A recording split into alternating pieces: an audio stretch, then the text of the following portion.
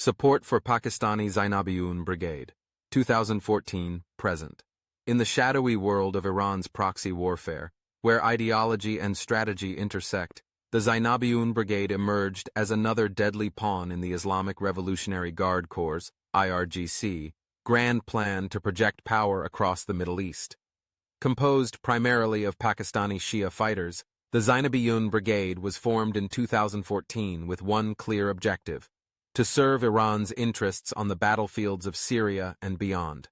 Trained, funded, and armed by the IRGC's Quds force, the Zainabiyoun Brigade has become a key component of Iran's transnational militia network, furthering Tehran's agenda of expanding its influence while using marginalized communities as cannon fodder in its relentless quest for regional dominance. The origins of the Zainabiyoun Brigade can be traced back to Iran's strategic need for manpower in the Syrian conflict, where the survival of Bashar al-Assad's regime had become a top priority for Tehran. As ISIS and Syrian opposition forces gained ground, the IRGC recognized that it needed more fighters to bolster Assad's crumbling army and secure Iran's foothold in Syria. Drawing from its playbook of proxy recruitment, the IRGC turned its gaze toward Pakistan's Shia community, an impoverished and marginalized population that had long been subjected to sectarian violence and persecution at the hands of extremist Sunni groups. Iran's outreach to Pakistani Shia began under the guise of religious solidarity and the defense of holy Shia sites, particularly the revered Sayyida Zainab shrine in Damascus, which had become a symbol of resistance for Shia communities worldwide. Leveraging this emotional appeal, the IRGC began recruiting young Pakistani Shia men, offering promises of financial incentives, residency permits in Iran, and even Iranian citizenship for their families in exchange for their service. For many of these recruits, who came from economically disadvantaged backgrounds in Pakistan's Sindh, Balochistan, and Parachinar regions, the promise of a better life and the opportunity to protect sacred sites was an irresistible lure. By 2014, the Zainabiyoun Brigade was officially established, and the IRGC wasted no time in molding this nascent force into a disciplined and battle-hardened militia. Pakistani recruits were transported to Iran, where they underwent intensive military training in IRGC camps. These recruits were taught guerrilla warfare, urban combat, and the use of advanced weaponry under the supervision of Quds force operatives.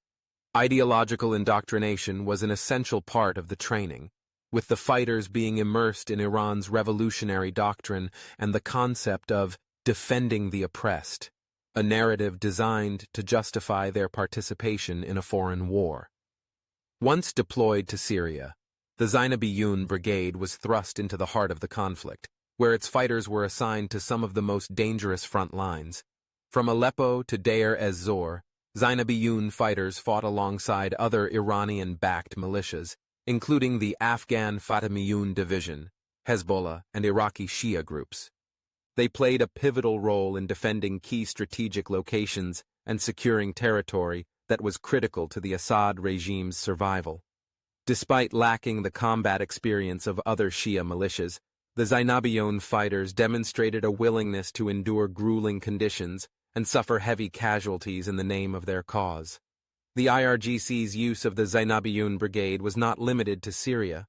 Iran had a broader vision for this force, one that extended beyond the Syrian conflict.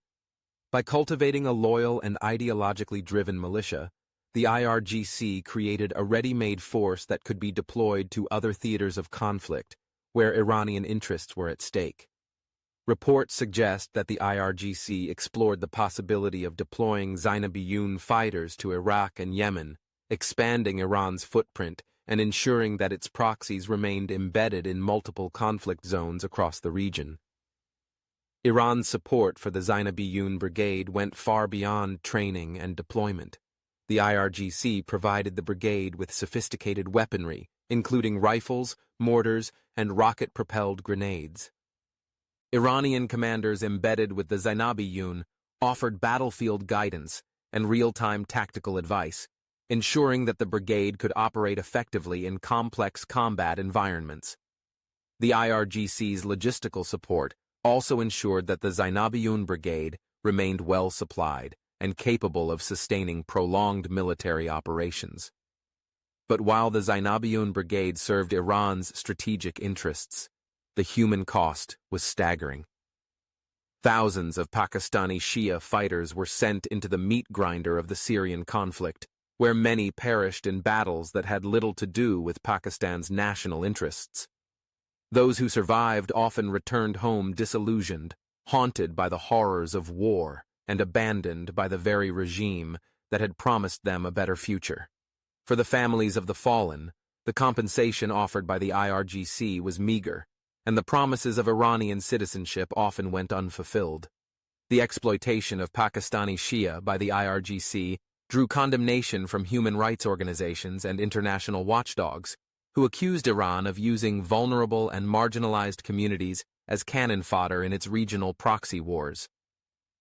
Critics pointed to the fact that many of the Zainabiyoun recruits were coerced or manipulated into joining the fight, with the IRGC exploiting their economic desperation and religious devotion to advance Iran's geopolitical agenda. Pakistan, caught between maintaining diplomatic ties with Iran and addressing growing concerns over the radicalization of its Shia population, faced a delicate balancing act. Islamabad publicly distanced itself from the activities of the Zainabiyoun Brigade, but privately struggled to contain the fallout from Iran's recruitment of its citizens for foreign conflicts. The return of battle-hardened fighters posed a potential security threat, raising fears that Iran's proxies could destabilize Pakistan's already fragile sectarian landscape.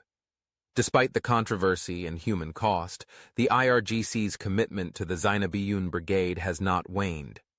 Iran continues to view the brigade as a valuable asset in its broader strategy of proxy warfare, capable of projecting Iranian power far beyond its borders. The Zainabiyoun Brigade remains a testament to the IRGC's ability to manipulate vulnerable communities and turn them into instruments of its imperial ambitions. For the Pakistani Shia fighters who joined the Zainabiyoun Brigade, the reality of war in Syria was far removed from the promises of glory and protection that lured them to the battlefield. Many returned home with physical and psychological scars, while others never returned at all.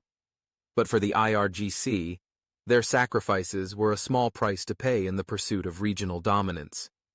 In the brutal calculus of Iran's proxy wars, the Zainabiyoun Brigade was not just a militia, it was a disposable tool in a grander scheme to reshape the Middle East, one battle at a time.